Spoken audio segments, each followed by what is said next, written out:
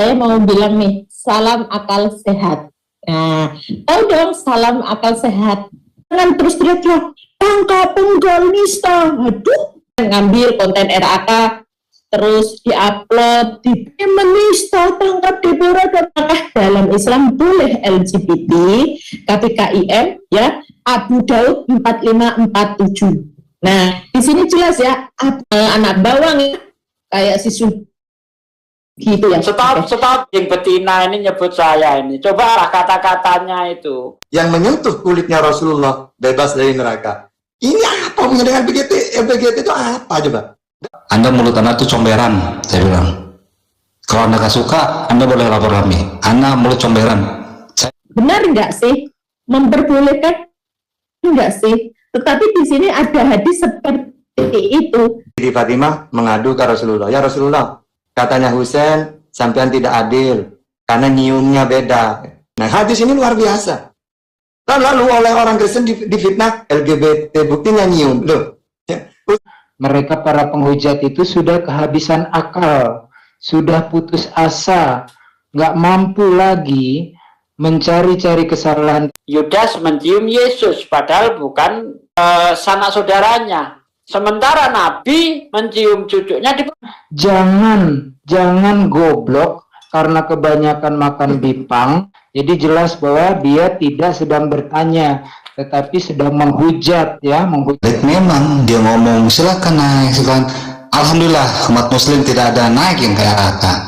Umat Muslim seluruhnya mengerti. Yang jelas pertama adalah haram. Konsekuensinya siapa yang melakukan yang melakukan penyimpangan seksual ini, ciuman kudus ini berlaku untuk laki-laki dengan laki-laki, coy. Lantas apakah dengan Anda melakukan disclaimer tersebut lalu Anda bisa lolos dari jeratan-jeratan hukum?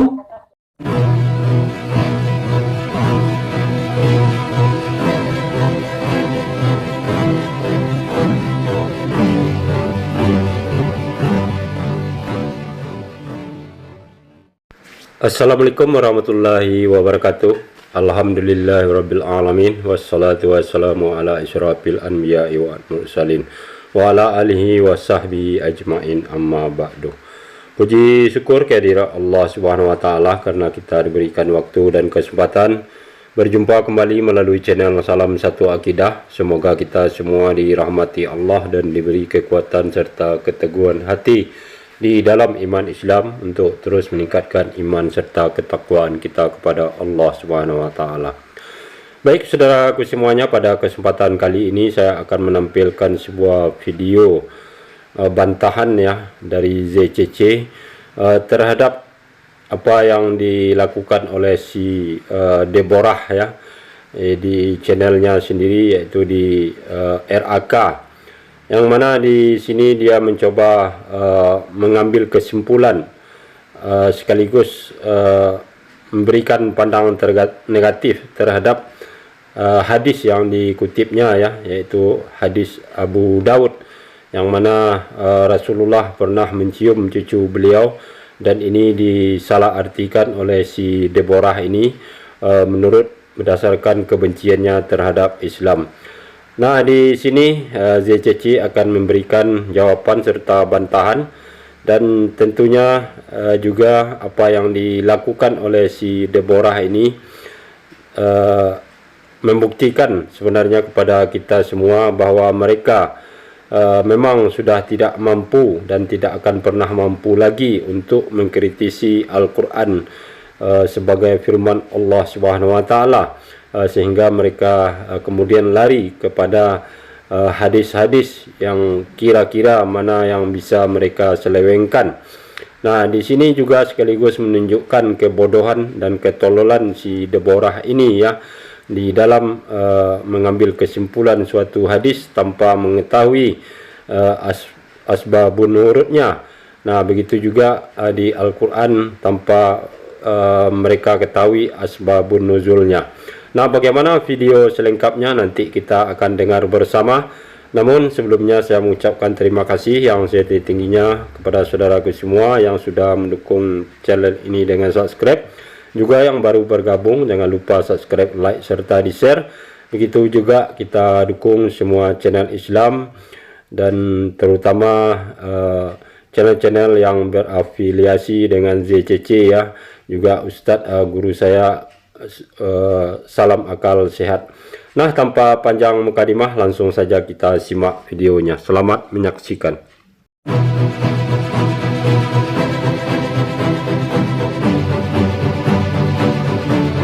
Selamat malam teman-teman. Ketemu lagi dengan saya Deborah di channel Rumah Apologet Kristen. Nah teman-teman, saya mau bilang nih, salam akal sehat. Nah, tahu dong salam akal sehat, ya kan? Ya kan kita memberi salam akal sehat, Bu. Nah, tetapi sebelum lanjut lebih dalam lagi ya teman-teman, kita tidak pernah lupa ya kalau mau live itu saya selalu mengingatkan disclaimer ini yang ada di layar deskripsi, layar ini ya teman-teman. Jadi bisa dibaca ya. Sesi tanya jawab wajib tampilkan dalil, tidak berasumsi, tidak mengujar kebencian, tidak menghina simbol-simbol agama, tidak menafsirkan ayat hadis sendiri, bacakan ayat hadis tafsir dengan baik dan benar. Dilarang menyerang pribadi, golongan, institusi, sara, menjunjung etika, berdiskusi, tanggung jawab personal tersebut apabila melanggar disclaimer ini. Nah, saya juga akan nambahin, soalnya di sini belum ada. Jangan jadi anak bawang yang sebentar-bentar mana aku dinista. Jangan seperti itu ya. Terus jangan merasa dinista kalau memang tidak nista. Itu ya teman-teman. Menista, tangkap, penggal, ini itu apa ya. Janganlah seperti itu, jangan jadi anak bawang ya. Toh kita di sini selalu menggunakan data. Kalau memang tema yang kami bawakan, data yang kami bawakan salah, ya masuk luruskan ya. Jangan terus teriak tangkap, penggal, nista. Aduh, jangan seperti itu ya. Jadi kayak anak mama aja, anak bawang aja. Mana aku nista sekali-sekali anak bawang itu memang perlu ditabok gitu loh biar tahu. Makanya jadi anak bapak, syukur-syukur jadi anak bapak kita yang ada di surga. Amin. Nah, jadi teman-teman janganlah sukanya teriak-teriak, nanti nyomot, nggak punya tema, nggak punya konten, ngambil konten RAK, terus diupload, menista, tangkap Deborah dan bocor-bocornya. Boleh. Loh, apa kabar? Dia bilang Tuhan kami, menghina Tuhan kami. Hello, gimana kabar saudara Kristen? Jadi merasa penista gitu ya. Lihat tema kita, padahal ada datanya. Kita bertanya, apakah kalian tidak bisa membaca KBKIM? Apakah kalian tidak mudah? Artikel di sini udah jelas ya. Di sini pun ada loh KBKIM, ya kan? Kristen bertanya, kesempatan Islam menjawab. Selalu kami menggunakan data, ya teman itu, apalagi yang di sini teman-teman. Ya, mengapa, ada apa, kok bisa? Nah kalau memang salah, ya silahkan masuk, jelaskan, ya. Jangan terus nista gitu. Itu caranya penggal. Masa iya kita ini temanya apakah dalam Islam boleh LGBT, KBKIM, ya, Abu Daud 4547. Nah, di sini jelas ya, Abu Daud 4547. Buka, kalau memang salah, ya silahkan masuk, jelaskan. Kalau kita bertanya, disitulah kesempatan kalian ya teman-teman untuk menjelaskan maksudnya, tujuannya, kenapa ada seperti ini. Gitu ya teman-teman. Kalau memang pemahaman kami salah, silahkan masuk lurus ya Wikipedia ya. LGBT dari Wikipedia bahasa Indonesia ya. LGBT atau LGBT adalah akronim dari lesbian gender. Istilah ini digunakan semenjak tahun 90-an dan menggantikan frasa komunitas tahun 1000 ini sedikit mengenai LGBT ya, yang di mungkin belum ada istilah LGBT ya. Nah, ini kita membacakan di hadis Abu Daud 4547. Mungkin teman-teman bisa membuka di hadis.com atau cari hadis.com, terserah mau pakai web manapun sama aja. Tetapi dicari hadis atau hadis.com atau hadisnet ya, tapi di Abu Daud 4547 ya. Saya bacakan ya. Bukan di sini saya mengarang-arang atau menyalahkan. Nah, kami kan bertanya. Ya, jangan merasa tersungging gitu loh. Ya, kalau memang pemahaman kami salah ya makanya kami menanyakan karena kami ingin tahu. Dan yang tahu malah pura-pura nggak tahu. Jangan yang tahu, kalau memang tahu ya diluruskan. Jangan yang tahu terus teriak-teriak nista laporkan di pura dan kroco-kroconya. Maksudnya apa? Namanya anak bawang ya, kayak si gitu ya. Stop nyebut saya si dekat asap anjing. Stop dulu, stop. Nah, anjing betina ini nyebut saya ini. Coba kata-katanya itu. Nanyakan. Kamu nanya tapi mengklaim. Lihatlah video-videomu itu. Kamu berpendapat tentang hadis itu. Dikatakan Nabi ngesot lah, ya. Nabi manjat pohon lah, itu apa-apaan seperti itu. Kalau kamu bertanya harus ada orang Islam di situ.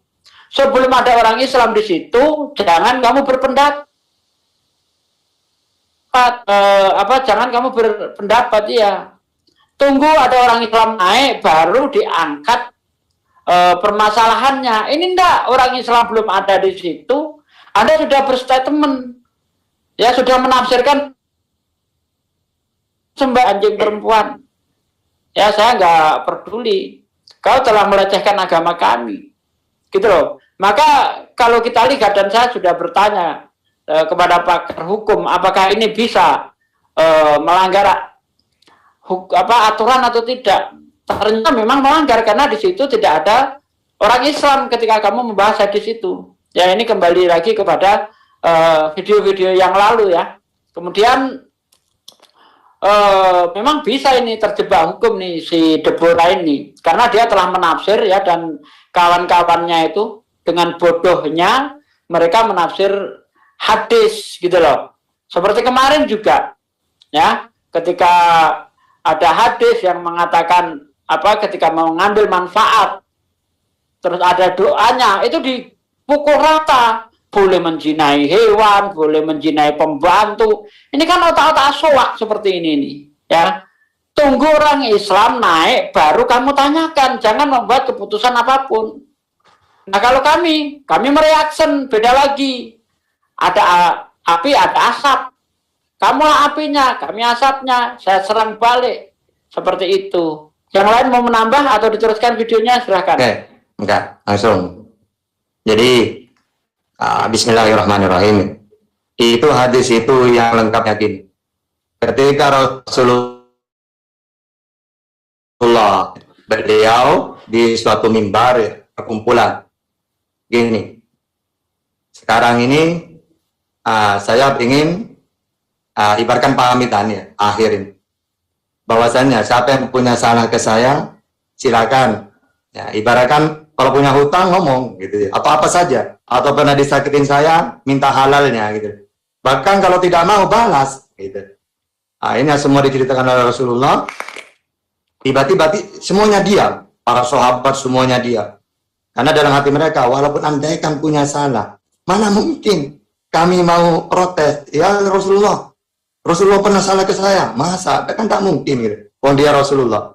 Jadi semuanya sedih malah ya. Akhirnya cuma ada satu orang yang berani. Saya, katanya. Terus dia ke depan orang ini. Tiba-tiba orang Abu Bakar, Umar, terutama Abu Bakar, Sayyidina Umar, marah banget nih. Kenapa? Kok berani nih orang gitu? Terus kenapa kamu? Kata Rasulullah.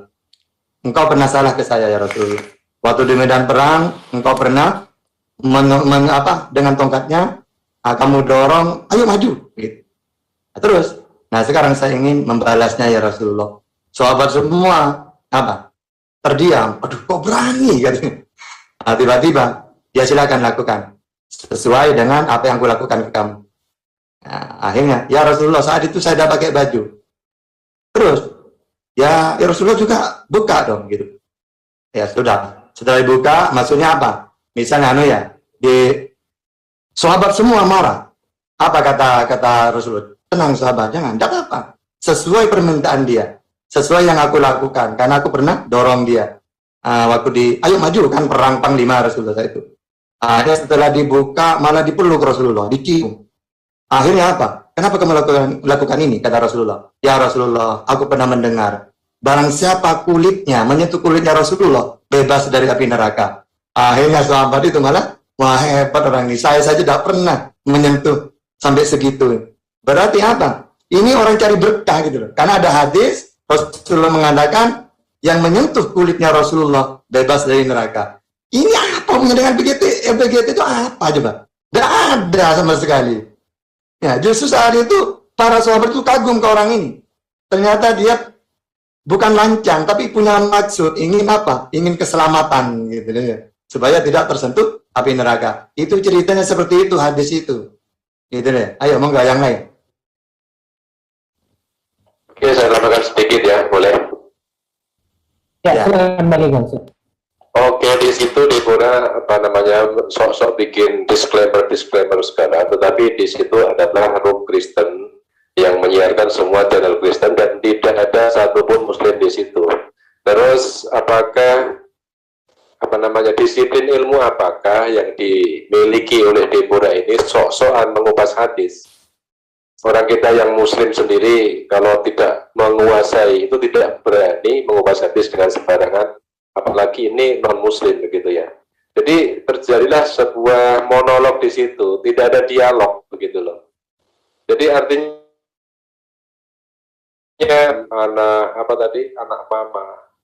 Kamu itu anak bawang gitu loh, Deborah Kudanil, anak bawang kamu itu. Kalau minta mau dilaporkan silahkan teruskan, lanjutkan apa yang selama ini kamu lakukan. Kalau nanti suatu saat kena bakunya, teriak-teriak kamu nanti jadi anak mama gitu. Lanjut. Oke. Ya, silakan Pak. Oke, saya ya. Assalamualaikum warahmatullahi wabarakatuh. Insyaallah dari sejak dia nyampe Indonesia, dia tenaga kerja, mungkin di sana apapun itu kerjanya adalah halal. Apapun di sana halal, insyaallah. Kecuali kalau memang di sananya dia menjual diri. Saya bilang jual diri. Di sini dia jual paham. Jual diri untuk apa? Itu yang pertama. Ini saya untuk Deborah. Namanya Deborah Magaret. Mungkin nama kampungnya bukan Deborah. Deborah dari mana? Itu yang pertama. Yakin seperti kayak Kasman bin Sulat memakai Muhammad. Sedangkan identitas sebenarnya bukan pakai Muhammad, Kasman. Mungkin Deborah namanya siapa ya? Imam kayak siapa? Maaf ya kalau ada yang sama pakai Deborah. Itu yang pertama. Yang kedua, disclaimer dia. Oh kami ya kalau ini begini. Disclaimer tadi kelihatan teman surilah yang dirahmati oleh Allah. Itu disclaimer yang hanya menutupi bertanya pada orang, siapa yang ditanyain di situ? Pada orang Muslim belum ada. Betul kata tadi Ustaz Sugi, orang Ustadz ya di sini menanyakan pada siapa? Satu, yang keduanya, tiganya. Saya Dian JCC tidak pernah gentar tentang kebenaran saya akan ngomong. Ini Deborah, insya Allah saya pribadi dengan teman-teman di sini, JCC khususnya, karena apa? Anda mulut Anda itu comberan, saya bilang. Kalau Anda gak suka, Anda boleh lapor kami. Anda mulut comberan. Saya bilang begini karena Anda yang memulai. Ada aksi, ada reaksi. Tapi insya Allah kami JCC di sini, saya pribadi sesuai dengan hukum yang berlaku di Indonesia. Dan RAK ialah tempat di mana dia menyediakan untuk kejahatan menista sesuatu. Ini tentang Nabi Muhammad tentunya. Dan keempat ya, dia membawa salam akal sehat dan tentunya tahu siapa dia, dan betul di ujungnya dia menyatakan Ustadz kita sugih, Pak Sugih. Ini sudah memang mengarah ke sesuatu gitu. Kami akan reaksi terus siapapun, khususnya kamu Deora. Insya Allah kalau Anda memang betul berani, Anda sebutkan nama asli Anda, alamat Anda, silakan.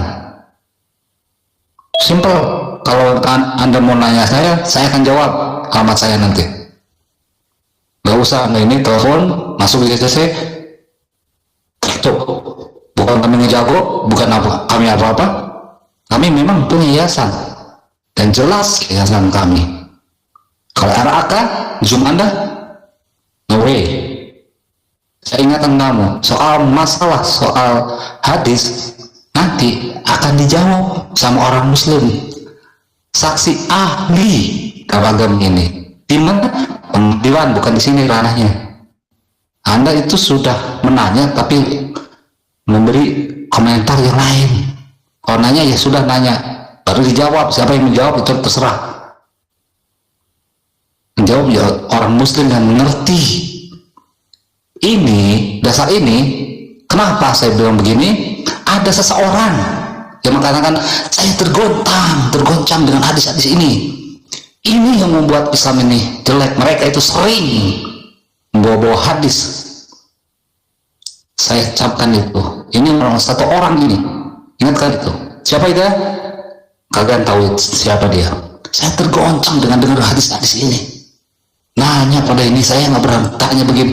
Pernahkah nanya yang sahadatkan Anda, Ustaz Sugih? Pernah nggak nanya? Tidak. Saya tetap satu posisi, kita dukung terus hukum Pandasi Kasman bin Sunet, tidak ada lewat. Insya Allah kami JCC akan melihat 24 jam Sunet sampai naik ke pengadilan. Termak Yahya Walmi, kita ikuti hukumnya. Dan kami dukung selalu pihak Kepolisian Republik Indonesia supaya benih-benih kebencian di sini hilang. Inilah kenapa kami ada seseorang yang disebut munafik. Ini dimaukan oleh Bani Kurnarion. Terima kasih. Saya Yan JCC. Saya tunggu Anda di Mora.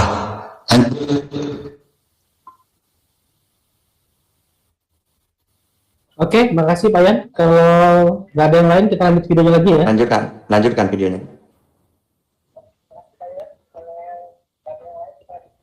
Bentar, ini videonya kemana tadi?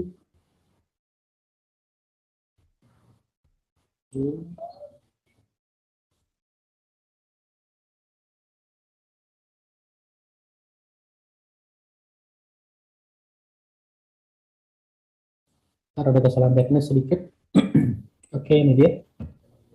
Kepada kami, Khalid dari Husain, dari Abdurrahman bin Kayu, laki-laki itu berkata, berikanlah Tuhan masih belum dibaptis, bisa dibuka, bisa didengar, bisa dicari di hadis Abu Daud 4547.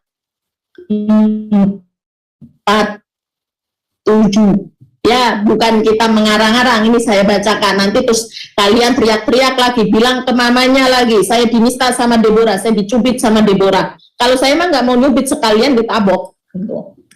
Oke, lanjut ke hadis Ahmad ya, di 16245. Ya, teman-teman bisa cari seperti tadi ya. Telah menceritakan kepada kami Hasim atau Bintu atau Binsum berkata, saya pernah melihat Rasulullah SAW mengisap lidah atau mulut Al-Hasan bin Ali, dan sesungguhnya tidak akan disiksa lidah atau mulut yang telah dihisap oleh Rasulullah SAW. Nah, di sini jelas ya, katanya kalau dihisap lidahnya tidak akan disiksa. Oke, lanjut ke 03. telah menceritakan according to bahwa ia pernah bersama Rasulullah SAW untuk memenuhi undangan makan-makan. Rasulullah SAW memenuhi undangan tersebut. Affan berkata, Rasulullah SAW mendatangin orang-orang sementara Husain sedang bermain bersama beberapa orang anak. Saat Rasulullah SAW ingin mengambilnya, anak itu pun lari ke sana kemari hingga Rasulullah SAW mentertawakan hingga akhirnya beliau ambil. Ya, salah. Beliau bersabda, Husain bagian dari diriku dan aku bagian dari dirinya. Allah akan mencintai siapa yang mencintai Husain, dan Husain merupakan umat dari umat-umat yang baik. Nah, ini gimana? Nah, mungkin bisa dijelaskan gitu loh. Ya, bukan di sini kita bertanya, benar nggak sih? Memperbolehkan nggak sih? Tetapi di sini ada hadis seperti itu. Kenapa? Mengapa? Ada apa teriak-teriak di luar sana? Oke, teman-teman, silakan mungkin ada yang mau menjelaskan. Oke, sudah. Ini udah saya bacakan belum ya? Oke. Jadi kalau masalah Husain dan Hasan itu cucu Rasulullah dan itu masih kecil. Ini terdapat hikmah yang luar biasa. Jadi Rasulullah itu tahu bahwa suatu saat cucunya Husain dipenggal, sedangkan Hasan itu diracun. Padahal Rasulullah kalau mencium Hasan itu di lehernya, di mulutnya. Kalau mencium Hasan itu di lehernya. Sampai pernah Sayyidina Husain itu menangis, lalu mengadukan kepada ibunya Siti Fatimah. Ya ibu, kakek tidak adil. Masa kalau kakak dicium lehernya, dicium mulutnya. Kalau saya, Husain, dicium lehernya. Akhirnya Siti Fatimah mengadu ke Rasulullah. Ya Rasulullah, katanya Husain sampean tidak adil karena nyiumnya beda. Apa kata Rasulullah? Iya, saya tahu. Suatu saat Husain ini akan dipenggal kepalanya, terbunuh dia. Nah, makanya saya cium Husain lehernya. Sedangkan Hasan, kenapa saya cium mulutnya? Karena dia nanti matinya diracun. Nah, hadis ini luar biasa. Lalu oleh orang Kristen difitnah LGBT, buktinya nyium. Loh, ya. Ustaz Tugi punya cucu yang lucu-lucu, kasihan. Mau nyium bibirnya, lehernya, apa masalahnya coba?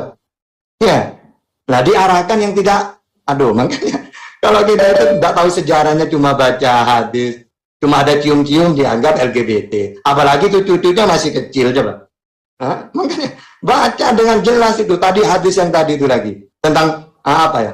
Bukasa namanya itu. Tentang dia mencium Rasulullah, itu hadisnya panjang itu hadisnya. Tapi cuma dipotong-potong kayak gitu coba.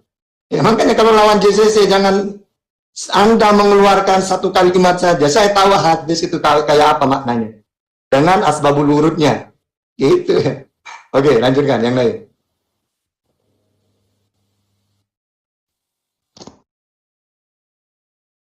Saya boleh silakan satu hal.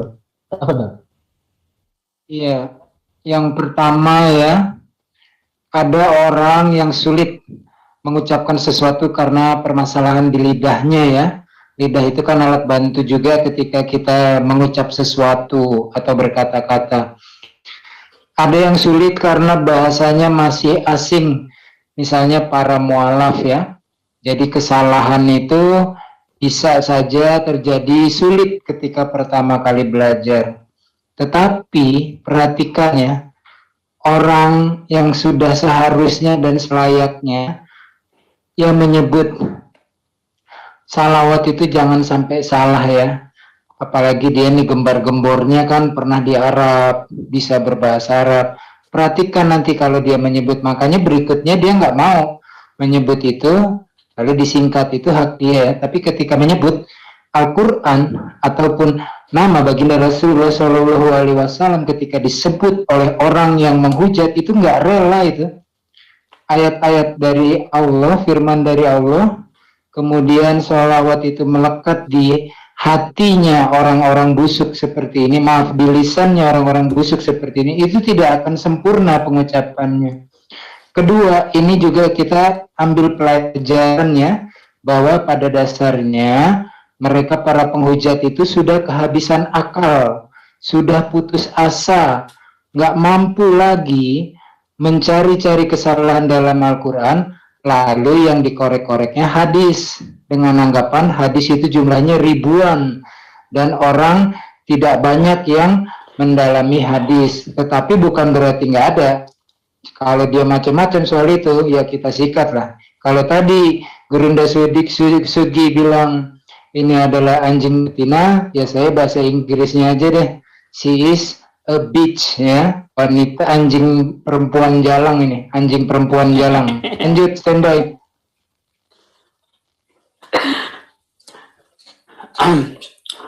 Itu hadis yang katanya apa tadi, mengisap lidah, itu betul enggak? Itu coba dicek apanya, Ustaz Tata. Itu hadis berapa itu tadi? Abu Dawud berapa tadi? Saya harus saya lihat dulu. Ya. Coba sambil dicatat ya, anu itu. Saya tadi nyari-nyari buku nggak ketemu ya.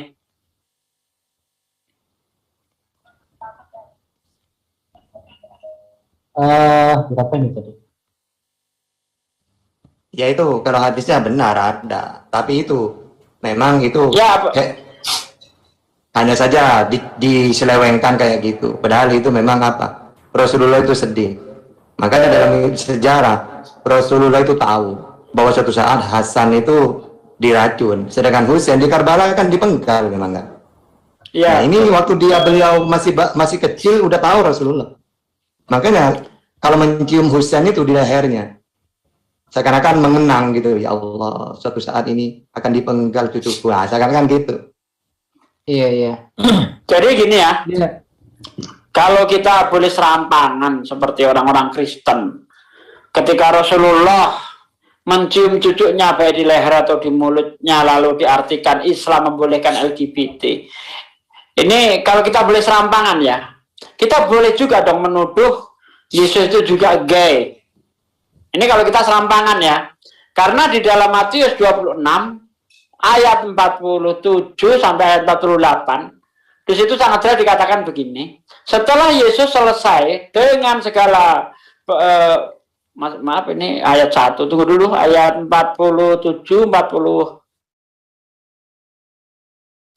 dari ya.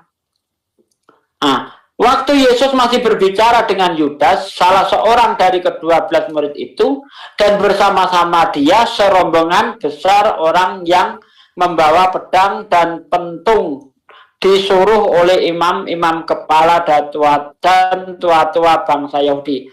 Orang yang menyerahkan dia telah memberitahukan tanda ini kepada mereka. Orang yang akan kucium itulah dia, tangkaplah dia. Dan segera ia maju mendapatkan Yesus dan berkata, "Salam Rabi," lalu mencium dia.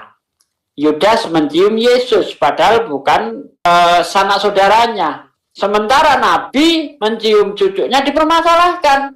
Bagaimana dengan Yesus dan Yudas ini berciuman ini? Boleh nggak saya asumsikan itu Kristen mengajarkan LGBT? Kalau saya serampangan seperti kamu, saya akan menggunakan hadis ini untuk menuduh Kristen membolehkan LGBT. Tapi kami bukan orang bodoh seperti kamu, sehingga asal ambil dalil, tidak ngerti maksudnya, lalu dipakai seenak udilnya. Kok dipermasalahkan tuh, heran saya. Nabi mencium cucunya, apa salahnya?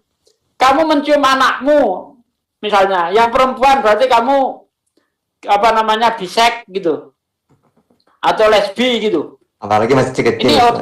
Iya, lagian Hasan Husain masih kecil, masih lari-lari, ya kan? Lah kok diartikan itu LGBT ini memang betul-betul orang kebanyakan makan babi sih lo.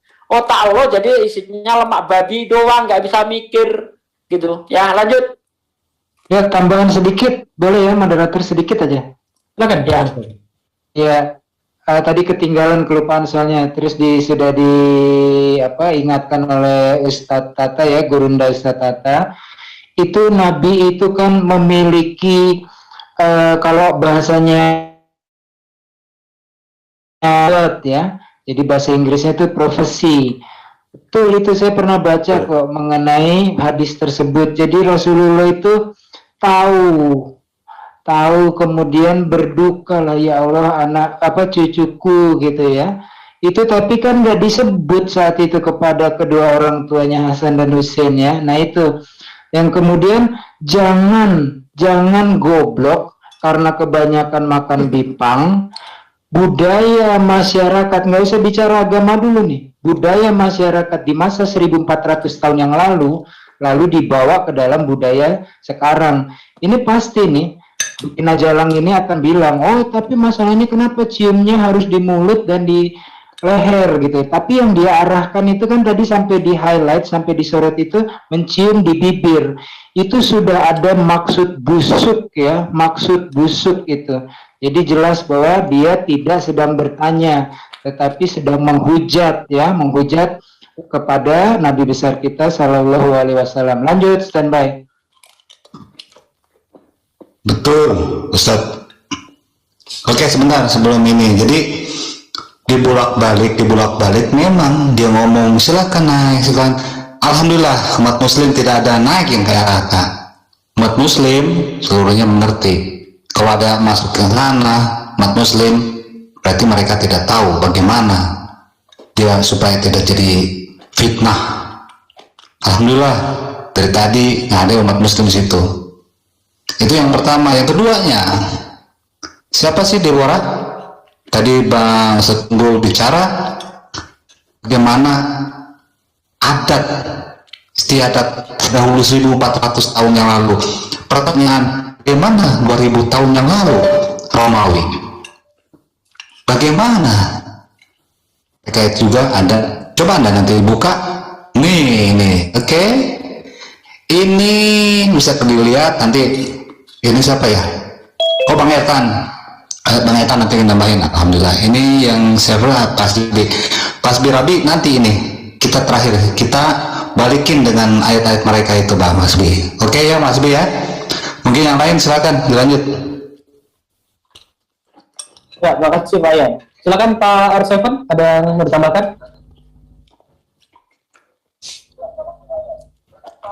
Pak R7, tadi udah hand raise. Halo. Oh, ya silakan. Setelah itu nanti saya pindah Anda. Silakan. Atau yuk nonton Anda aja dulu. Oke. Silakan. Saya pindah Anda. Oke. Terima kasih. Assalamualaikum warahmatullahi wabarakatuh. Berbicara tentang LGBT ya, atau LGBT ini kalau perempuan lesbi, kalau laki-laki homo gitu. Nah, satu Islam ya, sebelum kita menanggapi pernyataan itu ya, saya akan share screen. Di dalam hukum Islam yang namanya LGBT itu adalah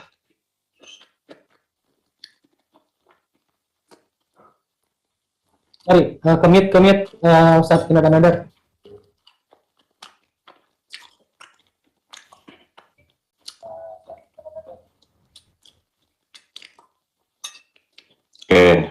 sorry, saya ulangi ya. LGBT apapun itu namanya di dalam hukum Islam itu haram. Bahkan konsekuensi dari penyimpangan seksual ini sangat ngeri sekali ya. Bahkan Rasulullah SAW itu di dalam sebuah hadis yang sahih, ini hadisnya Rawahu Nasyai, di dalam Rasulullah SAW bersabda, la'anallah man amila amala qaumin lut, la'anallaha man amila amala qaumin lut salasa. Ya, Allah melaknat siapa saja yang melakukan perbuatan kaum Lut. Beliau mengulanginya sampai 3 kali.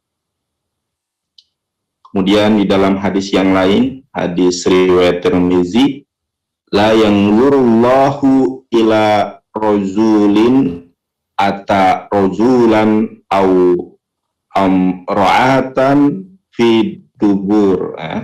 Allah tidak melihat pada laki-laki yang menyetubuhi laki-laki atau menyetubuhi wanita pada tubuhnya.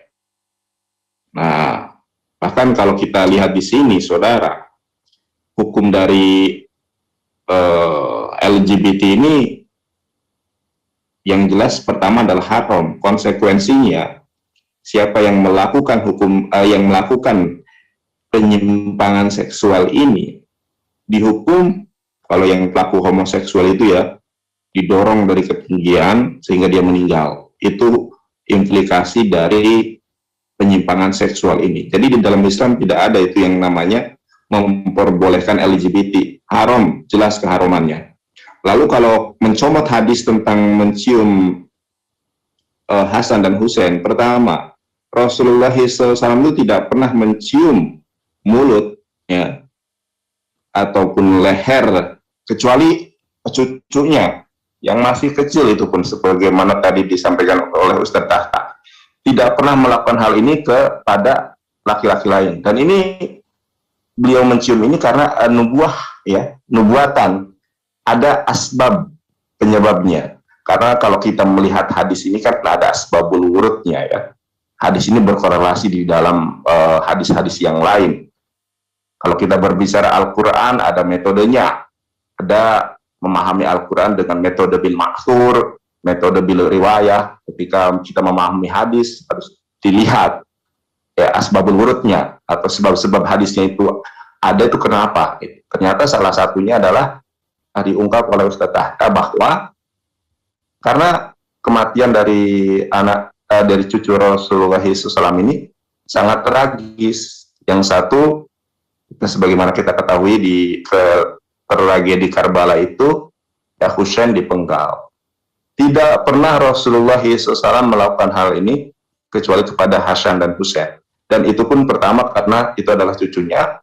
Yang kedua, mereka itu masih kecil-kecil. Dan yang ketiga, tidak ada kecenderungan seksual di situ. Ya, jangankan Rasulullah ya, orang saya aja suka cium anak saya gitu kan. Dan itu sebuah kenormalan naluri ya, seorang ayah kepada anaknya gitu, seorang kakek kepada cucunya.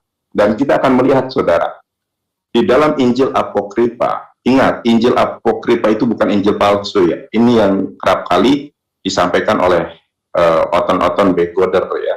Apokripa Injil palsu, nggak ada Injil palsu. Injil Apokripa itu Injil yang tidak diterima, ingat itu. Tapi saya tidak akan membahas tentang Injil Apokripa dan Injil Kanonika ya. Di dalam Injil Kanonika saja dulu ya, kita share di sini. Jadi ketika mereka menghujat tentang Islam, kali pertama yang akan menjawabnya itu adalah Alkitab mereka itu sendiri. Nah, di dalam Injil Apokripa, Yesus mencium Maria Magdalena karena mungkin istrinya, tetapi mencium juga Simon Petrus, saudara. Simon Petrus ini siapanya Yesus, gitu kan? Siapanya Yesus, kok dicium mulutnya, gitu. Kalau ini ada tendensi ke arah LGBT, wallahu alam gitu. Tetapi tidak ada hubungan spesial, apalagi Simon Petrus sudah dewasa gitu, bukan anak-anak kecil. Kita lihat di sini ya, saudara. Nah, ini bisa dilihat ya, ini dalil-dalil tentang Holy Kiss ya. Sebelum mengulas tentang latar belakang praktik cium kudus, jadi di dalam kekristenan sendiri, Yesus itu pernah mencium murid-muridnya, bukan mencium tangannya, bukan saudara, tetapi mencium cipokan gitu dengan murid-muridnya. Kalau Rasulullah SAW dengan cucunya ada asbabul wurudnya, masih kecil juga, tetapi Yesus mencium muridnya itu sudah dewasa gitu. Dan tradisi mencium mulut ini tertulis di dalam Alkitab bahkan sebanyak 5 kali ya. Bahkan bukan hanya sekedar cium, tetapi ini merupakan sakramen yang di dalam agama mereka ini disebut dengan Holy Kiss ya, atau ciuman suci, ciuman suci. Sebanyak 5 kali di dalam Biblos. Roma 16:16, 1 Korintus 16:20, 2 Korintus 13:12, 1 Tesalonika 5:12, dan 1 Petrus 5:14. Nanti kita buka salah satunya saja, atau kalau saudara mau, silakan dibuka sendiri ya. Saya buka Alkitab. Alkitabnya, saudara ya. Tertulis ya di sini ya. 2 Korintus 13 ayat ke-12. Perhatikan di sini. Berilah salam Ya, berilah salam seorang kepada yang lain dengan ciuman yang kudus. Ingat, yang namanya ciuman kudus itu bibir ketemu bibir. Dan ini tidak ada pengecualian. Sebagaimana Rasulullah. Ini ciuman kudus ini berlaku untuk laki-laki dengan laki-laki, coy. Anda bayangkan, saya aja nggak bisa dan nggak berani membayangkan laki-laki ciuman dengan laki-laki itu gimana gitu kan. Kalau Rasulullah kan dengan bocah kecil, cucunya sendiri, dan tidak pernah melakukan kepada laki-laki yang lain. Gitu. Bayangkan di dalam Alkitab, laki-laki yang nggak dikenal, dalam arti nggak ada hubungan keluarga, hubungan darah, kemudian cipokan. Ya kalau cipokannya sama cewek sih, suatu kenikmatan begitu ya. Tapi ini cipokannya laki dengan laki, coy. Dan ini tertulis dalam kitab suci mereka. Sedikit ya, 1 menit lagi ini mungkin harus di-screenshot oleh saudara. Atau apabila perlu di screenshot terus standar. Iya, nih. Kita Dilaminating, nih. Ini ya, ini dibahas oleh si Devi Gada sendiri loh. Sebelum mengulas tentang hal latar belakang taktik cium kudus, ciuman kudus, cipokan kudus, 5 ayat di dalam Biblos. Ya, makanya kalau kita lihat terjadinya penyimpangan seksual itu di dalam agama, yang terbanyak itu di gereja Katolik, di Kepausan Roma. Bisa dicek sendiri, bahkan di TV One itu ada 200 bocah kecil yang kemudian menjadi korban dari penyimpangan seksual. 216.000 Tat, jangan dikurangi. Nah, itu kan 216.000, bayangkan nih di gereja Katolik itu ada beritanya di TV One. Kenapa terjadi sedemikian banyak hal ini menimpa mereka? Karena ada yang namanya ciuman kudus. Bahkan saya pernah melihat satu gambar ya mengenai paus mencium laki-laki, ada itu. Sekali lagi, konteksnya berbeda. Ciuman yang terjadi di dalam hadis, karena itu adalah nubuah dan itu adalah cucunya. Sedangkan di dalam konteks Biblosia dan ajaran kekristenan itu cowok ketemu cowok dan tidak ada hubungan darah. Di dalam Injil Apokrif juga ada. Sayangnya saya lagi di rumah ya. Nanti saya tunjukkan literasi dan referensinya. Ini 5 kali ya. Pertama, Roma 16 ayat ke-16. 1 Korintus. Ini muncul ya di screenshot ya. Di screen share muncul ya, screen share. Muncul. Roma 16, 1 Korintus 16, 20, 2 Korintus 13, 12, 1 Tesalonika 5, 12, dan 1 Petrus 5 ayat ke-14. Dan ini yang melatar belakangi terjadinya LGBT. Dan memang benar terjadi di kalangan gereja Katolik, bahkan Kristenan secara umum, hal ini dibenarkan. Bukan sesuatu yang naif lagi, bukan sesuatu yang asing lagi. Coba Anda lihat pernikahan laki-laki, pemberkatan pernikahan sama jenis. Cari aja di Google atau di YouTube. Ada itu pemberkatan. Adanya di mana tuh? Ya, ini di agama Kristen. Kalau di Islam itu sangat jelas. Ini bisa dilihat di dalil-dalil Islam, dalil-dalil Al-Quran mengenai haramnya gay, homo, itu sangat jelas. Ini hukuman terhadap kaum ini. Saya juga nggak habis pikir ya, ini khawatir saya di TikTok itu kok, aduh, si Ragil, siapa tuh cowok, anjay, jijik saya lihat. Nah, ini ya, hukuman terhadap pelaku homoseksual. Tuh, ngeri lah. Nah ini saudara, ini ada nih. Aduh, kelihatan kan nih? Nah, Abdullah bin Abbas radhiyallahu anhu berkata, dipertontonkan dari bangunan yang paling tinggi lalu dilemparkan ke bawah, diikuti lemparan batu atau dirajam dia. Inilah Islam sudah menggariskan apa konsekuensi, apa implikasi dari perbuatan penyimpangan tersebut. Nah, sekarang kita tanya kepada mereka, apakah konsekuensi dari penyimpangan yang terjadi di dalam agama kekristenan apabila mereka melakukan penyimpangan sebagaimana yang dilakukan oleh kaum Lut, kaum Sodom. Kalau di dalam Islam sangat jelas nih hukumannya, ya, ngeri kali. Di ini sendirilah, ini jelas dalilnya ya.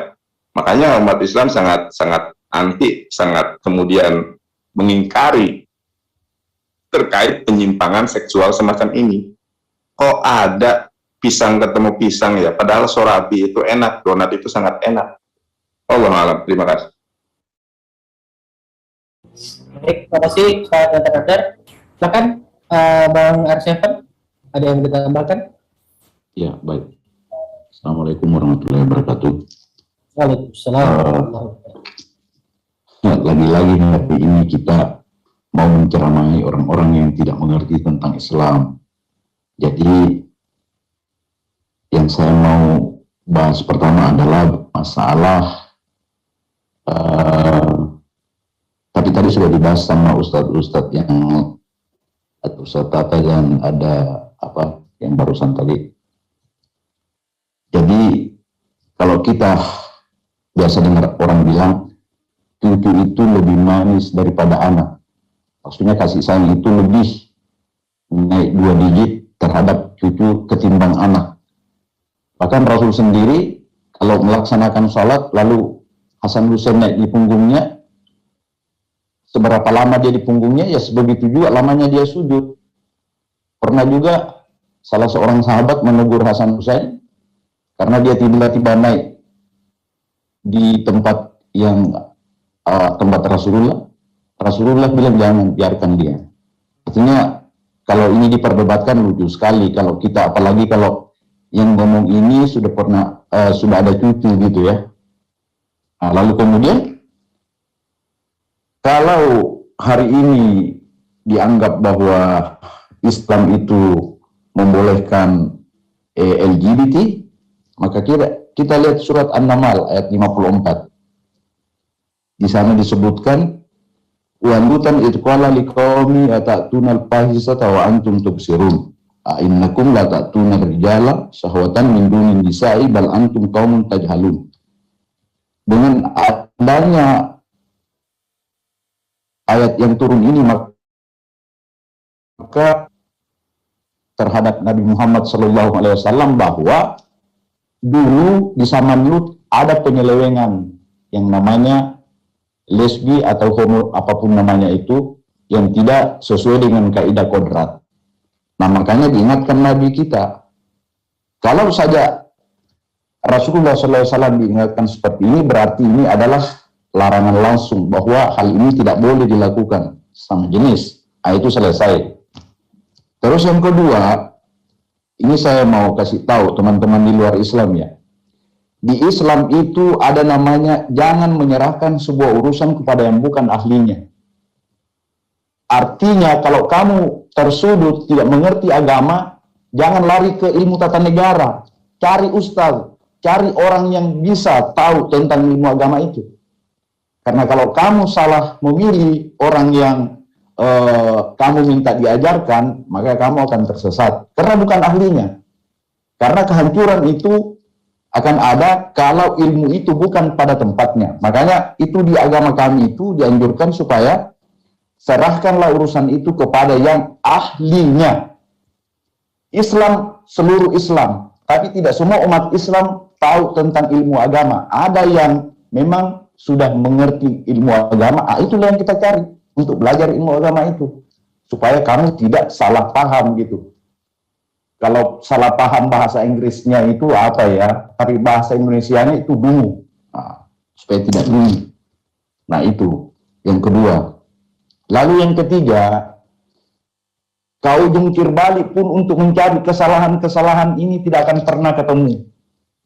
Karena Rasulullah SAW itu identik akhlak, perlakuan, perkataan, dan angkat kakinya itu. Jadi kalau sudah ada hadis yang dicurigai sudah tidak relevan dengan perkataan Rasulullah, saya sendiri orang bodoh mengatakan itu hadis bohong, palsu. Karena di Islam itu selalu didahulukan akal pikiran, dibenturin dengan logika. Kalau bisa pas, itu diterima itu. Akan tapi kalau ada umpamanya Tuhan, tidak pakai baju, gondrong, lalu makan ikan goreng seperti manusia biasa, kubenturin dengan logika saya tidak masuk akal itu. Nah, itu.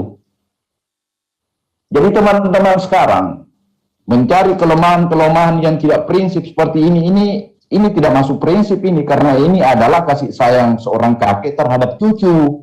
Siapapun yang sudah bercucu pasti merasakan manisnya yang namanya cucu ketimbang anak sendiri. Nah itu, untuk sementara itu dulu, saya hanya ingatkan, sesama Islam pun diberitahu, jangan kamu memegang sebuah urusan yang kamu tidak bisa kuasai. Seperti itu dulu. Terima kasih.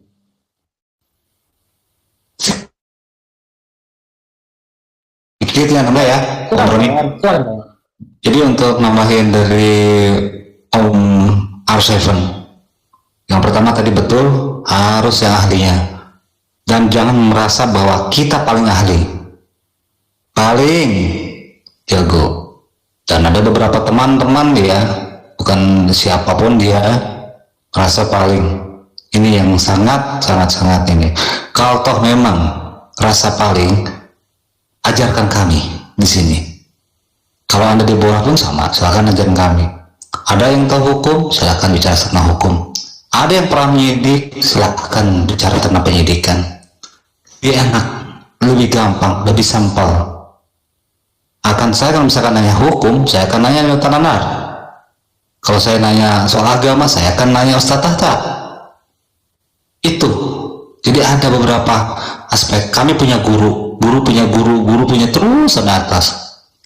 Saya mengaji dari kecil sampai saat ini. Bukan berarti saya jago, tapi insya Allah dengan tadi akal budi kita akan dan logika akan bisa mengimani sesuatu. Contoh, kita bandingkan Al-Quran dengan Bible. Dia membandingkan Bible dengan hadis. Hadis ini bukan kitab suci. Hadis ini aturan, saya bilang, di mana ada peraturan-peraturan dan sebagainya, atau batang tubuh dan sebagainya. Itu penjelasan dari Al-Quran, termasuk tafsir. Oke, yang keduanya yang tadi Pak Arsyad bilang, kalau memang merasa paling Anda silakan bertanya di sini, Deborah live kali ini. Bukan Anda di RK mau mengajak kami ke sana. Saya tahu pasti di mute. Seperti Anda waktu Sofiatul, bukan Sofiatul, Fatimah Sedekah debat dengan Uni Rifa. Bagaimana tahu-tahu muncul Anda? Karena Anda hanya bisa pernah berada di Arab Saudi sana, berarti Anda bisa Al-Quran. Oh, jauh. Makanya Anda belajar sini ada gramatikal Al-Quran, metode Granada, silakan. Anda menarasikan bahwa kami yang paling bodoh, tapi sebaliknya Anda yang paling bodoh. Kami reaksi sini karena Anda bereaksi dulu. Saya tidak akan menjawab, kami tidak akan menjawab di sana. Kami akan menjawab nanti insya Allah di peradilan. Lebih enak. Mana yang betul-betul bisa menjawab? Anda atau kami Muslim? Terima kasih. Lanjut Roni. Oke, kalau nggak ada lagi, kita lanjut dulu videonya.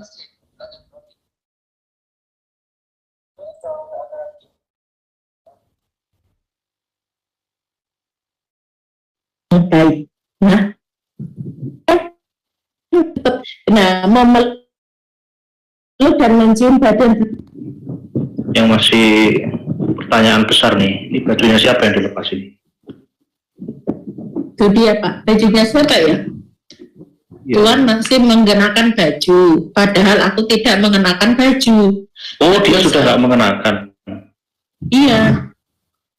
Nah ini siapa ya? Laki-laki itu loh berkata. Laki-laki itu siapa? Pemuda Ansar itu.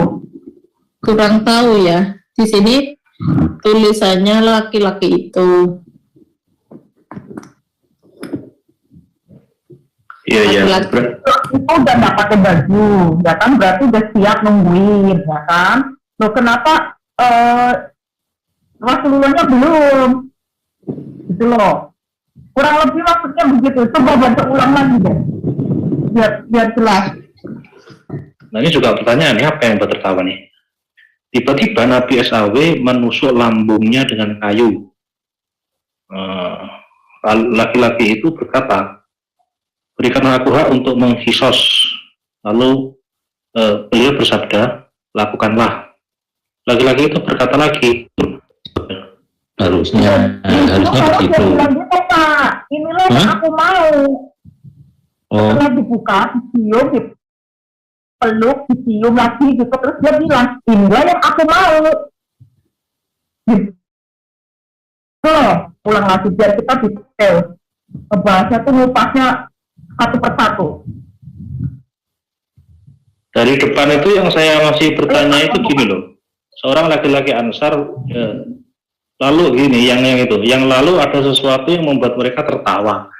Ini apa ya tertawa ini ya? Kenapa tertawa ya? Saya kamu bukan baju duluan kok. Itu kan bisa logika berpikirnya toh. Iya. Soalnya bayangan saya kemana-mana ini, jadi saya mau mengatakan juga susah juga nih bayangannya. Jangan kemana inilah yang aku suka, inilah yang aku mau, gitu loh. Nah, itu baru dibayangkan itu dari memeluk, mencium, terus kemana-mana. Dan coba baca lagi Pak, itu ada yang menyebut itu daerah pusar itu loh. Wah, biasanya buku Farad ada nggak dengan bahasa Inggris? Itu iya. Ya, silakan Pak, Ibu. Pak Kaisar, Pak. Oh, Pak Kaisar. Pak Kaisar kemana? Aku ya yang menceritakan kording dia berkata Zaid bin Haritsah tiba di Madinah sementara Rasulullah sedang berada di rumahku. Zaid datang dan mengetuk pintu. Lalu Rasulullah SAW berdiri menghampirinya dalam keadaan tidak mengenakan baju sambil menarik kainnya. Demi Allah, aku tidak pernah melihat beliau tidak mengenakan baju sebelum dan sesudahnya. Lalu beliau mendekat Zaid dan menciuminya. Abu Isa berkata, hadis ini Hasan Jarib, kami tidak mengetahuinya dari hadis Az-Zuhri kecuali dari jalur ini. Ya. Kalau yang ini Hasan Gorib yang ini ya. Ya, salah juga. Itu posisinya kalau nggak salah satu level di bawah Safi atau di atasnya malah Pak. Iya, kurang lebih seperti itu. Berarti masih bisa dipercaya dong berarti. Iya. Bisa dipercaya banget kan. Kalau sudah kata Hasan kan begitu. Coba baca dari awal-awalnya deh Pak. Apa dia bilang tadi demi Allah aku nggak pernah melihat kalau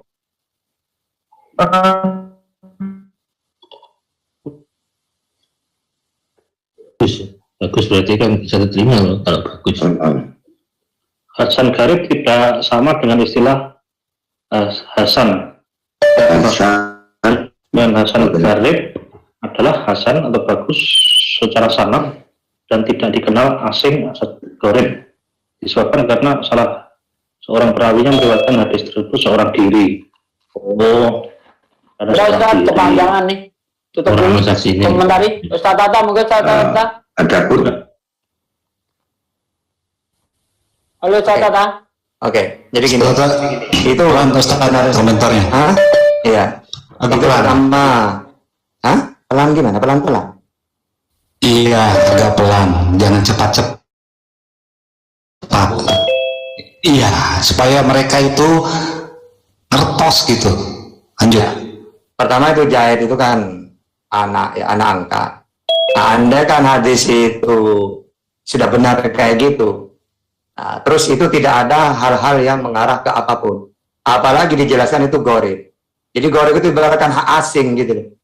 Sehingga hal-hal seperti itu, kalau hadis itu udah gorib, ibaratkan apa ya gorib itu? Ya asing lah. Oh kemudian kamu yang cerita ya, ibaratkan gitu. Nah, tapi walaupun itu misalnya mau diterima hadis itu, tidak masalah. Apanya yang menjadi masalah di situ? Gitu. Di situ Jahid anak angkatnya Rasulullah. Makanya anak Muhammadun Abamir Jahid itu walakin Rasulullah. Wa khataman nabiyyin. Di situ kan apa teguran supaya nasabnya Jahid itu kepada ayahnya, bukan ke Rasulullah kan gitu. Karena cuma anak angkat. Nah, apalagi barusan dijelasin bunuh diri mereka itu. Dijelasin gorib gitu. Dia tidak tahu hadis gorib itu apa gitu. Asing kan gitu. Nah, sehingga ya bunuh diri sendiri ngapain dikasih bocoran kayak gitu. Ya, mungkin silakan yang lain dulu. Kurang mendengar saya. Iya. Itu mengenai hadis yang pertama tadi. Bentar. Mengenai yang pertama tadi itu kan ada lelaki Ansor. Benar seperti yang dikatakan Ustaz Tata tadi, waktu detik-detik apalah ya Rasulullah hendak wafat itu, Rasulullah pamit kepada para pernah aku sakiti, hari ini silahkan membalas. Semua sahabat itu diam. Kemudian ada seorang sahabat Ansor itu, dia yang berdiri, saya yang pernah aku sakiti. Lalu ngaku pernah dicambuk, ya kan, pernah didorong. Nah, sebenarnya waktu itu Rasulullah tidak sengaja dalam kondisi perang itu. Dan ketika yang nggak sengaja lah istilahnya kena cambuk itu, beliau ini nggak pakai baju waktu perang itu. Jadi waktu itu nggak pakai baju. Sebenarnya seperti itu, tapi mereka nggak ngerti, salah paham itu. Maka sekarang aku ingin membalasmu dan kamu pun harus melepaskan baju. Begitu loh sebenarnya hadisnya. Nah, maksudnya sebenarnya dari ujung cerita itu bahwa pemuda Ansor ini ingin memeluk Rasulullah, bukan ingin membalas Rasulullah dengan cambukan atau apapun. Tidak, ingin memeluk Rasulullah. Karena Rasulullah pernah bersabda, barang siapa yang pernah bersentuhan kulit, ya kulitnya dengan kulitku, maka dia diharamkan api neraka. Nah, pemuda ini tahu, maka melakukan hal itu, gitu loh. Itu nggak ada hubungannya dengan LGBT, soak, ya. Kemudian kepada Zahid, itu anak angkatnya. Apa salahnya Rasulullah itu menyelamatkan Zahid? Ya, karena apapun yang pernah kulitnya tertempel dengan kulit Rasulullah langsung, haram api neraka itu menyentuh tubuhnya. Itu sebenarnya yang diinginkan Rasulullah. Nggak ada hubungannya dengan LGBT, kafir soak. Ya, nggak usah kan nafsir hadis kalau nggak ngerti. Gitu loh. Pura-pura tanya-tanya, yang kamu tanya siapa di situ? Emang ada Islam? Yang kamu tanya orang-orang pekok semua di situ. Mana bisa mengerti tentang hadis itu? Makanya tanya itu sama yang ngerti. Tanya sama golongan musuh sama Bani Kunariyon. Orang kumpulan orang pokok semua kau tanya. Ya seperti itu, akhirnya ngawur semua. Seperti itu. Lanjut yang lainnya. Saya boleh tambahin dikit nih. Silakan Bang Eta. Deborah si gendut itu sama RAK dan cecungu-cecungunya itu kan dulu sudah pernah 4 kali. Ini curhat sih ya. Mengkick saya itu karena terus gitu kan masuk ke roomnya dia. Saya membantah argumentasinya dia, kemudian saya lemparkan kepada gospelnya dia. Mereka nggak mau terima gitu. Terus saya berkali-kali itu diminta maaf. Etan kalau misalnya mau masuk ke RAK, mau bicara sama teman-teman di sini harus minta maaf katanya. Saya nggak mau dong. Nah, ngapain saya minta maaf? Saya kan bicara sesuai dengan apa yang tertulis gitu kan. Dan itu berulang kali sampai 4 kalinya saya masuk ke sana itu karena di-kick saya nggak mau lagi. Gitu, nggak mau lagi. Memang argumentasinya mereka selama ini banyak mengutip dari hadis-hadis lemah gitu loh. Jadi mereka itu klaimnya terhadap terhadap hadis itu lemah sampai detik ini. Seperti contohnya tadi mencium itu kan. Nah, Yesus saja kan itu dicium sama Yudas. Dicium apanya? Iya. Ya kan, bibirnya kah, pipinya kah, dahinya kah, pantatnya kah? Mohon maaf ya. Nah kan kita nggak tahu, dikatakan di sana mencium, only kissing. Nah terus di satu sisi mempermasalahkan bahwa ada seorang pria yang mencium Rasulullah. Lah saya mencium bapak saya wajar kok. orang yang saya kasihi mencium ibu saya misalnya, wajar kan? Nah, tapi kenapa di sini disalahartikan seolah-olah itu dikatakan mendukung LGBT? Itu dari saya sedikit. Silakan teman-teman yang lain. Nah, itu tuh. Rabi lalu mencium dia, apanya yang dicium? Gitu kan? Bibir itu, cium bibir, Bang. Ada itu. Bisa jadi cium bibir karena budaya Timur Tengah itu emang rada berbeda dengan kita. Bisa jadi. Nah, mereka harusnya kan melarikan ke sini gitu. Ayo deh kita bahas dulu Injil kita gitu. Di sini Yesus dikatakan mencium. Baru bahas kita orang lain. Mestinya kan gitu. Jadi dalam intinya ada kayak gini, masa dibahas Quran dan hadis, kan konyol. Kasih. Itu doang.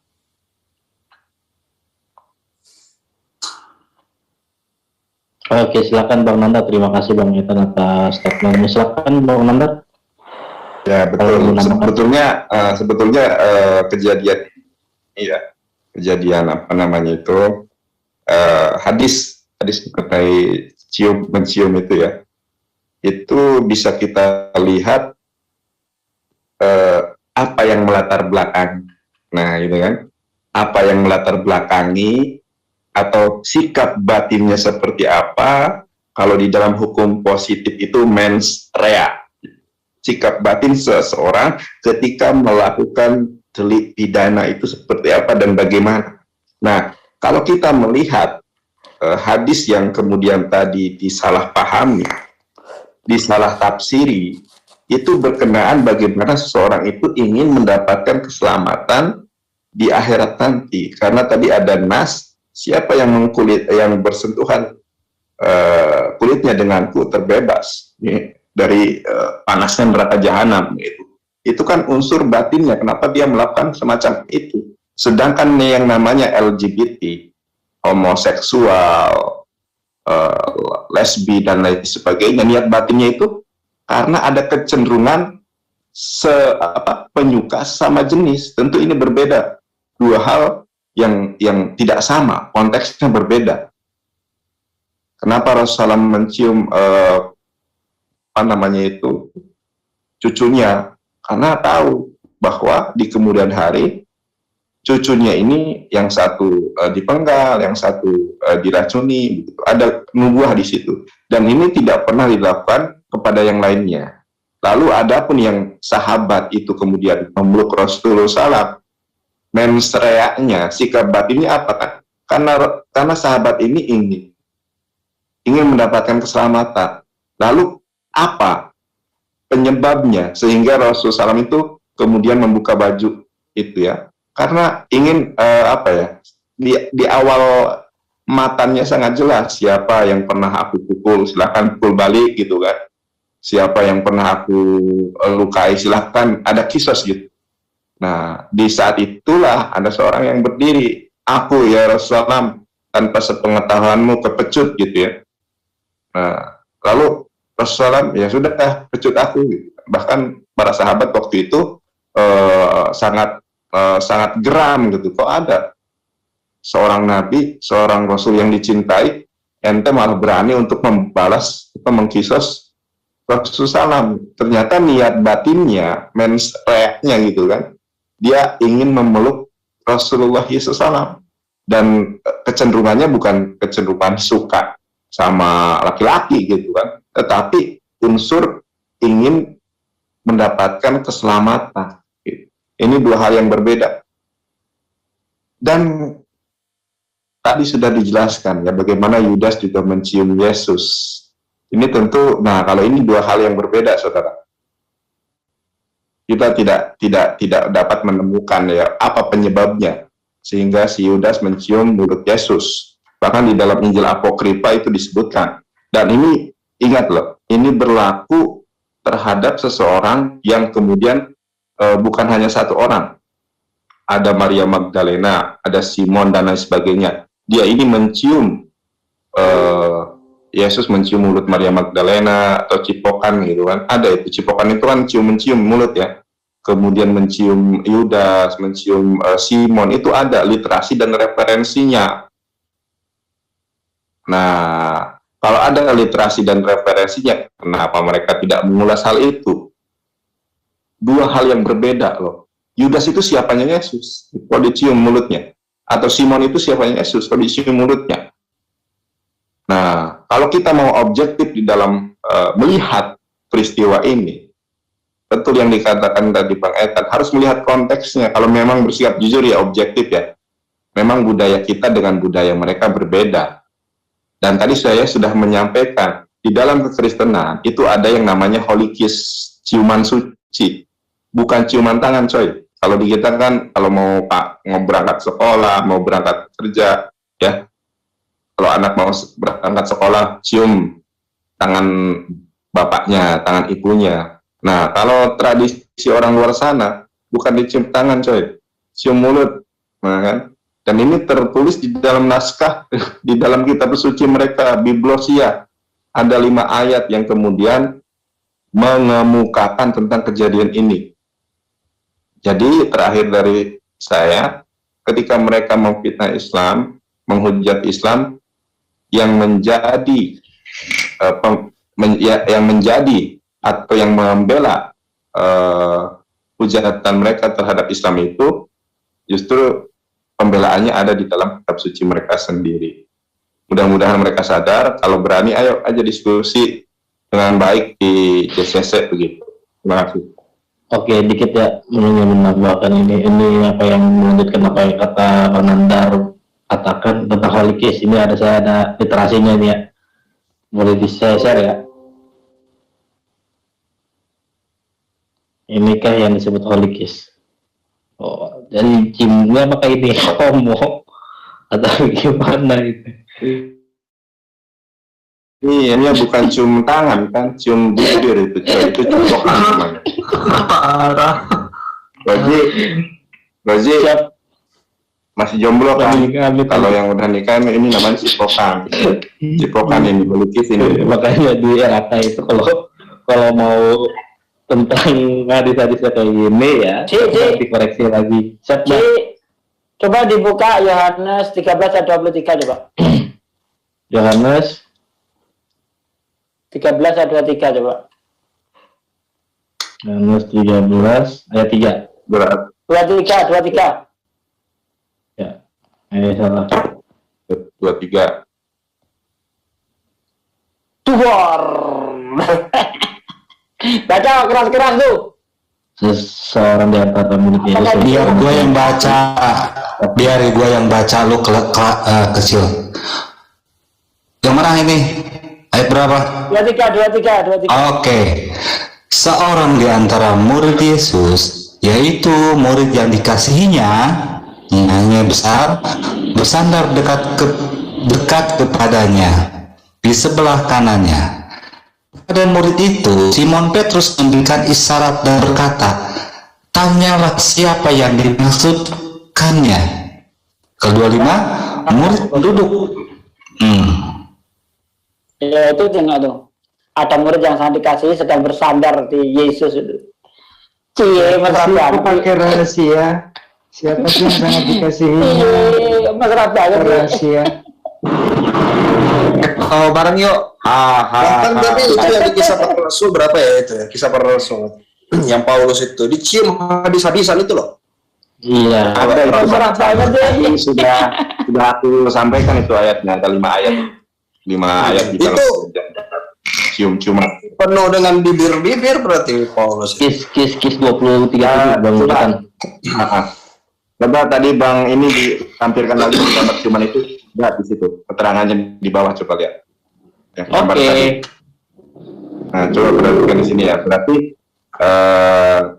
si Yohanes ini, si Petrus ini bukan hanya dicium oleh Yesus ya, dicium juga oleh yang lainnya. Yang tadi coba gambar yang tadi.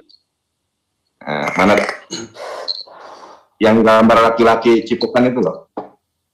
Nah, coba lihat di keterangannya ini ya. Nah, ini adalah perpisahan Santo Petrus dan Paulus. Jadi si Paulus ini yang botak atau yang gondrong ini? Paulus nah, botak. Ya, perpisahan yang botak kayak Oji. Lanjut. Tapi kan tangannya diikat, dia nggak bisa salaman dong. Evangelis Yonatan Nandar kan tangannya diikat. Ya, tapi kan di sini ciuman tradisinya emang ada ciuman Holy Kiss. Kan, mungkin kalau tangannya nggak diikat, peluk-pelukan juga lah, gitu maksud gua. Bisa jadi. Ini sebagai tanda juga selain ciuman. Nah, ini ada di perpisahan Santo Petrus dan Paulus menampilkan para rasul tersebut memberikan ciuman kudus satu sama lain sebelum kematian mereka. Jadi ciuman kudus itu memang ada, dan ciuman kudus itu bukan cium tangan, bukan cium jidat, ya, bukan cium pipi, cium bibir atau cipokan. Dan cipokan itu enak, saudara. Terima kasih. Tambahin aja dikit aja. Silakan kalau menambahin, Bang Arsevan. Oh ya, jadi saya bisa memahami ini, semakin dia membuka hadis, semakin ketahuan bahwa Nabi Muhammad SAW itu adalah orang yang diidam-idamkan oleh umatnya untuk bersentuhan kulit. Sudah dijelaskan Ustadz tadi. Nah, sekarang yang berciuman itu. Jadi kalau kita di Islam itu mami muslimah ini, dua orang muslim yang wayatasyafani berjabat tangan illa ghufira lahuma, maka Allah ampunkan dosa mereka malam yatafarraqah, sebelum mereka berpisah. Makanya kita di JJC ini mengedepankan silaturahim.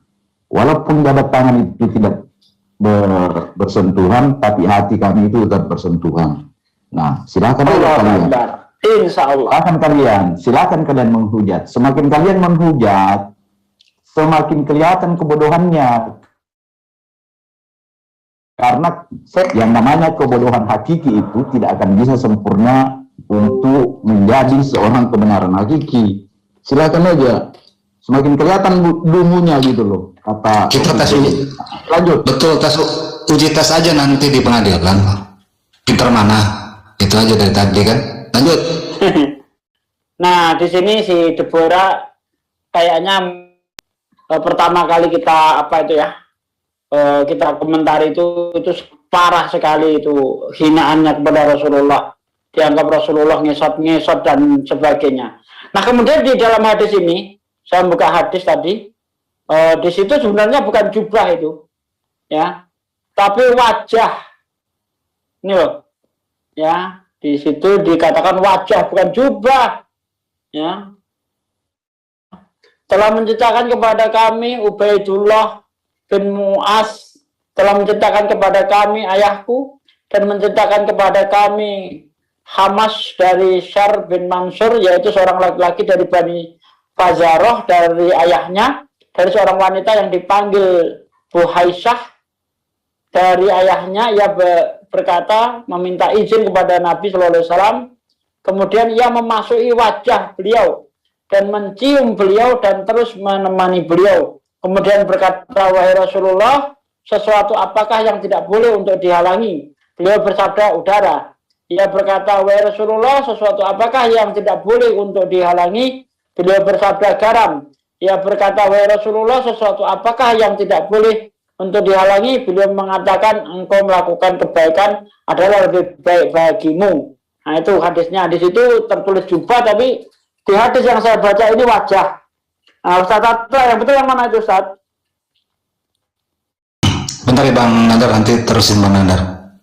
Yang pertama, saya bilang dia rasa ketakutan ada, dia dari awal dia bagaimana, kami tidak mau sebutkan, oke, betul. Tapi narasi berikutnya apa? Anda menafsirkan, oh begini. Itu apa? Satu. Yang kedua, yang saya tanya dari tadi itu, di manakah yang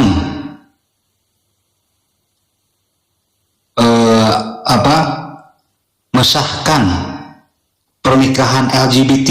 Logika aja lah. Di dalam Islam atau Kristen? Di dalam Islam, apakah ada masjid atau KUA di Indonesia atau di luar sana menikahkan seorang muslim laki-laki dengan muslim laki-laki dan muslim perempuan dengan muslim perempuan. Ada, dunia sebutkan. Sekarang kita balikan di Kristen. Saya keras lah ini. Adakah gereja yang menghalalkan LGBT atau laki-laki menikah laki-laki, perempuan menikahi perempuan? Dan Anda lebih saksikan di mana aja. Pak Hasbi, Rabi, monggo dibuka datanya supaya kita tidak asumsi liar. Kita kenyataan aja lah. Ini gereja pertama di Indonesia yang menerima LGBT dengan terbuka. Naik ke atas, ke bawah terus, buka terus. Kita buka ya, oke. Lesbian, gay, biseksual, transgender, interseksual, dan queer and questioning atau LGBT sering tidak diterima dunia layaknya yatim piatu, sebagaimana halnya Roh Kudus yang diperlakukan demikian. Namun, Yesus berjanji untuk membiarkan muridnya seperti yatim piatu. Waduh, berarti yang membiarkan gimana yatim piatu ya? Oke, demi kesimpulan diskusi di Gereja Komunitas Anugerah GKA, kegiatan ini merupakan ruang bersama yang rutin digelar Jumat. Oke, terus. Ada yang menarik dari diskusi Jumatan GKA yang kali ini di komunitas. Oke. Jika mayoritas komunitas keagamaan GKI bentar. Aduh. Tadi yang itu. Stop. Jika mayoritas komunitas keagamaan bersikap anti atau menolak segala hal yang terkait LGBTIK gitu, Q, namun diskusi Jumatan GKK ini mendiskusikan ulang penolakan terhadap LGBT. Ya, sikap gereja terhadap kita carikan bukti pernikahan sesama jenis itu yang banyak terjadi di gereja itu saja. Oke, ini sama, ini kan tadi jawabnya terus baca. Ada sebuah gereja di Indonesia, gereja pertama di Indonesia yang menerima LGBT dengan terbuka. Artinya apa?